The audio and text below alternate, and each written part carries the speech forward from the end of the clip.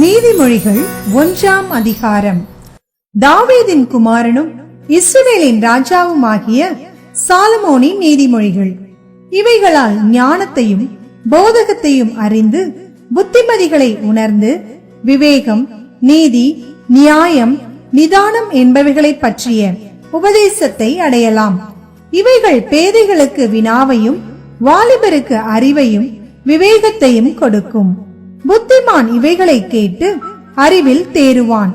விவேகி நல் ஆலோசனைகளை அடைந்து நீதிமொழியையும் அதன் அர்த்தத்தையும் ஞானிகளின் வாக்கியங்களையும் அவர்கள் உரைத்த புதை பொருட்களையும் அறிந்து கொள்வான். கர்த்தருக்கு பயப்படுதலே ஞானத்தின் ஆரம்பம். மூடர் ஞானத்தையும் போதகத்தையும் அசட்டை பண்ணுகிறார்கள். என் மகனே, உன் தகப்பன் புத்தியை கேள், உன் தாயின் போதகத்தை தள்ளாதே.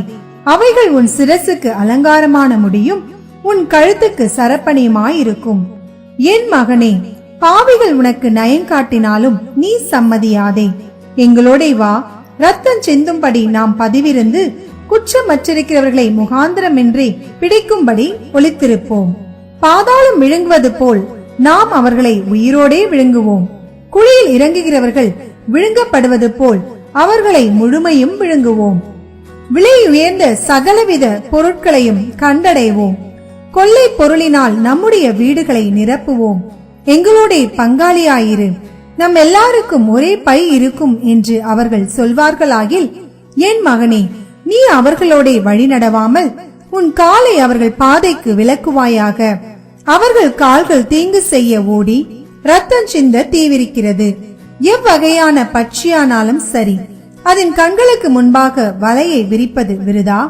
இவர்களோ தங்கள் ரத்தத்திற்கே பதிவிரிக்கிறார்கள், தங்கள் பிராணனுக்கே ஒளி வைத்திருக்கிறார்கள். பொருளாசையுள்ள எல்லாருடைய வழியும் இதுவே. இது தன்னை உடையவர்களின் உயிரை வாங்கும். ஞானமானது வெளியே நின்று கூப்பிடுகிறது, வீதிகளில் சத்தமிடுகிறது. அது சந்தடியுள்ள தெருக்களின் சந்திலும் ஒளிமுக வாசலிலும் நின்று கூப்பிட்டு பட்டணத்தில் தன் வார்த்தைகளை வசனித்து சொல்லுகிறது. பேதைகளே, நீங்கள் பேதமையை விரும்புவதும், நிந்தனைக்காரரே, நீங்கள் நிந்தனையில் பிரியப்படுவதும், மதியினரே, நீங்கள் ஞானத்தை வெறுப்பதும் எதுவரைக்கும் இருக்கும்? என் கடிந்து கொள்ளுதலுக்கு திரும்புங்கள். இதோ என் ஆவியை உங்களுக்கு அருளுவேன், என் வார்த்தைகளை உங்களுக்கு தெரிவிப்பேன். நான் கூப்பிட்டும் நீங்கள் கேட்க மாட்டோம் என்கிறீர்கள். நான் என் கையை நீட்டியும் கவனிக்கிறவன் ஒருவனும் இல்லை. என் ஆலோசனை எல்லாம் நீங்கள் தள்ளி என் கடிந்து கொள்ளுதலை வெறுத்தீர்கள்.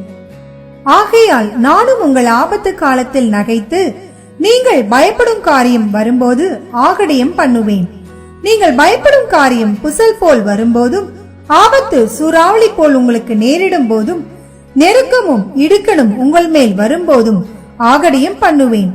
அப்பொழுது அவர்கள் என்னை நோக்கி கூப்பிடுவார்கள், நான் மறு உத்தரவு கொடுக்க மாட்டேன். அவர்கள் அதிகாலையிலே என்னை தேடுவார்கள், என்னை காண மாட்டார்கள். அவர்கள் அறிவை வெறுத்தார்கள், கர்த்தருக்கு பயப்படுதலை தெரிந்து கொள்ளாமற் போனார்கள். என் ஆலோசனையை அவர்கள் விரும்பவில்லை, என் கடிந்து கொள்ளுதலை எல்லாம் அசட்டை பண்ணினார்கள். ஆகையால் அவர்கள் தங்கள் வழியின் பலனை புசிப்பார்கள், தங்கள் யோசனைகளினால் திருப்தியாவார்கள். பேதைகளின் மாறுபாடு அவர்களை கொல்லும், மூடரின் நிர்விசாரம் அவர்களை அழிக்கும்.